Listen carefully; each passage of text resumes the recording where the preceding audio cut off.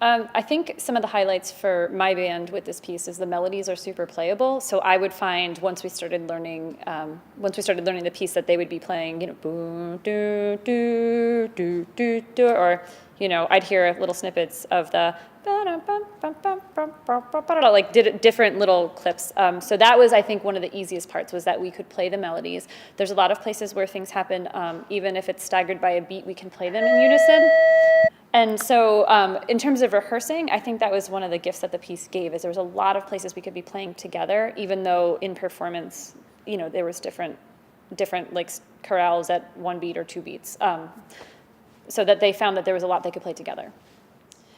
So we definitely had to work a lot on subdividing, finding single eighth notes, and I think they found that they could play a melody, they could play 8 bars, 10 bars, 12 bars of a melody, but then you put it together with someone who's playing it 1 beat after and 2 beats after, and they would lose track of where they were, despite the fact they knew the notes, they knew the rhythms, and they were counting like mad, because it's not something that I found very common in band music. We don't typically have these sorts of chorales, and then if we have them, they're at 4 bars or 2 bars, not 1 beat. And so I think it sort of messed with their sense of band equilibrium a little bit, but then once they got it, it clicked, which was super exciting for me, because I was sort of like, well, this is uncharted territory. I don't know that I've ever done a piece in this style before.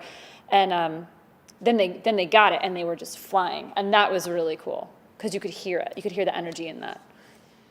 I think if I were to go back and do it again, I would write out the melodies for the full band, just to have, so that they could hook their ears around it, so that when we were doing like the additive process at, I think one of the places was rehearsal D, that they would know, here's the reference point that we presented at A, because it wasn't written out in all the parts, and not everyone plays each of the themes. So if I were to go back, I would write out those 3 themes. Because rhythmically, again, if you're looking just melodically, the rhythms aren't horrible. If you know where they're going and you can hold it against other parts, you're good. If you don't have a clear sense melodically of what's happening, then it's much more challenging to decode those rhythms. So I think that would be one thing. I would write out the themes. And there might be some other stuff, like there are places where there was eighth notes not quite lined up with each other, and so I know what I ended up doing was like pulling out one measure at a time and making like rhythmic exercises out of just some of the places where those melodies didn't line up easily, just pulling the measures out and working the rhythms by themselves. So that might be something else, is just pulling out a couple tricky places and isolating rhythms as a composite.